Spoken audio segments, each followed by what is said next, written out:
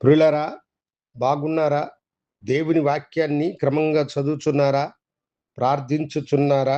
నేటి ధ్యాన వాక్యము మత్తయి సువార్త 5వ అధ్యాయము 16వ వచనం.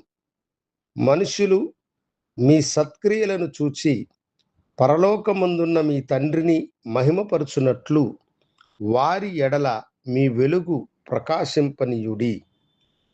ప్రభువైన యేసు మనలను వెలుగుమయమైన మనుషులుగా మార్చెను.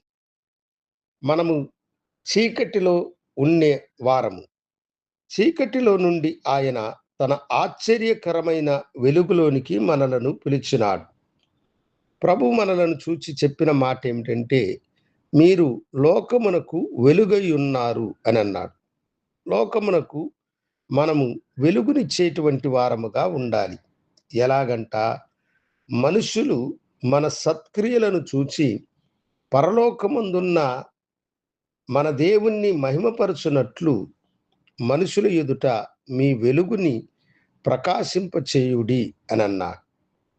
మనుషులందరి పట్ల మనము సత్ప్రవర్తన కలిగినటువంటి వారమై వారికి మనము సత్క్రియలను చేయువారమై ఉండాలి. అనేక సార్లు మనుషులలో అందరూ మంచివారై ఉండరు.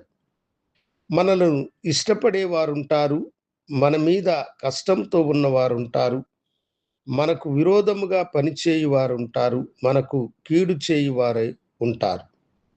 ఎవరు అయి ఉన్నా సరే, మనము మనుషులందరి ఎదుట సత్ప్రవర్తన కలిగిన వారమై సత్క్రియలు చేయువారమై ఉండాలి.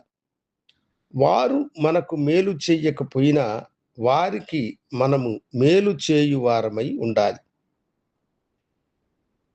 ఒక ప్రాంతములో ఇద్దరు అన్నదమ్ములు ఉండేటువంటి వారు.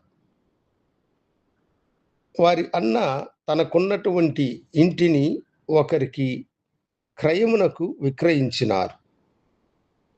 అయితే కొన్ని రోజుల తర్వాత ఆ స్థలము ఎక్కువ రేటు పడుతుందని తెలిసి అన్న వారసులు కొనుక్కున్న వానితో, మాకు ఉగలేనప్పుడు మా తండ్రి నీకు ఇచ్చినాడు, ఆ స్థలమును మేము నీకు ఇవ్వము, మా స్థలమును మాకు ఇచ్చేయి అని చెప్పారు.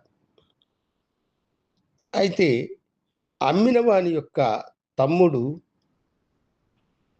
అన్నతో, అన్నా, ఇది మంచి ప్రవర్తన కాదు, మీరు కష్టములో వానికి అమ్మినారు, అది వారికే ఇచ్చేయండి అని అన్నారు. ఆయన కుమారులందరూ, నీవు మా తండ్రికి తమ్ముడువై ఉండి మా పక్షమున ఉండక వారికి సపోర్టుగా మాట్లాడుచున్నావా అని అన్నారు. అయితే ఆయన అందరితో ఆ న్యాయము చెప్పాడు గనుక కొనుక్కున్న వానికి ఆ ఇల్లు సొంతమైనది. అవును దేవుని బిడ్డలారా, మనుషులందరి ఎదుట ఆ వ్యక్తి సత్క్రియలు కలిగిన వానిగా సత్క్రియ చేసినాడు. తన అన్నకి అది నష్టమని ఎరిగిన న్యాయము పక్షమున నిలబడ్డాడు.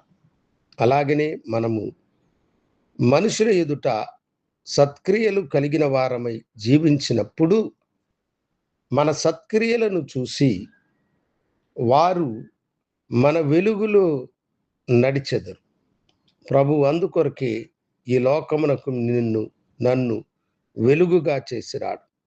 ఆ వెలుగై ఉన్న యేసుని ఎల్లప్పుడూ దేవునిగా కలిగి మనుషుల ఎదుట మనం సత్క్రియలు చేయు వారమై ఉందాం.